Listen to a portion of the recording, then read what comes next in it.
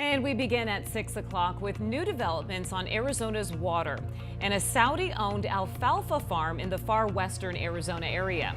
Good evening, everyone. Thanks so much for joining us tonight. I'm Kariba Devine. I'm Mark Curtis. Arizona has revoked the drilling permits for 2 wells on the Saudi-owned farm in La Paz County. But this is really a win for Arizona's natural resources, or does it just look good from an appearance standpoint? Team 12's William Pitts is here to break this all down for us. And so, Will, which one is it? Yeah, to be honest, it's a little bit of both. Now, Attorney General Chris Mays made the Saudi farms part of her campaigning and promised to revoke those leases, which hasn't happened yet. But there are now 2 fewer wells drawing down water, and it's not a little bit of water either.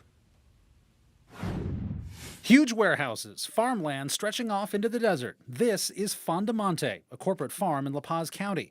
And they wanted 2 new wells to irrigate their farmland. But Arizona Attorney General Chris Mays says she canceled them. In a statement on Earth Day, Mays said it is long past time for the state of Arizona to wake up and address this growing crisis head on before it's too late. Fondamonte is a Saudi-owned dairy company, but there are no cows at the Arizona farms. It's all alfalfa. They grow it here and in other places around the world and ship it back to the Middle East to feed the cows there. They do that because Saudi Arabia outlawed alfalfa. It takes too much water to grow it. According to the well application, the new wells could have pumped 3,000 gallons a minute. State water experts say an average person uses that much water in a month.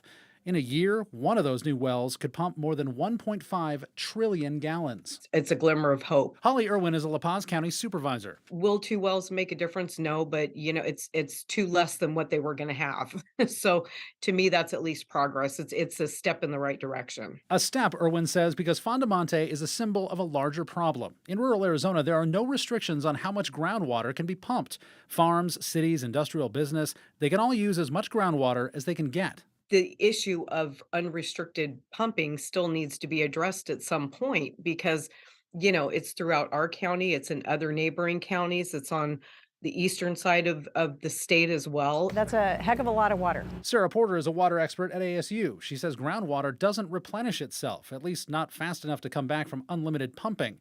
And she says Arizona needs to ask if it's worth it. Should we allow communities and landowners to be very, very vulnerable to someone moving into the parcel next door and drilling a big well and tapping away the aquifer?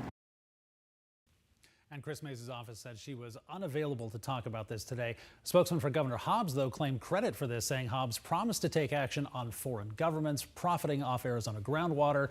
And guys, she did. All right, we talked about the appearances of this. So would 2 wells really have put that much strain on the water out there?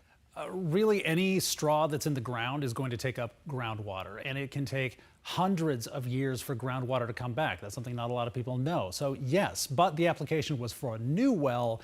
What we don't know is if Fondamonte needed another well because one of their old ones broke, or if they just wanted more water. And a Fondamonte representative did not respond to us today, guys. All right, Will, thank you.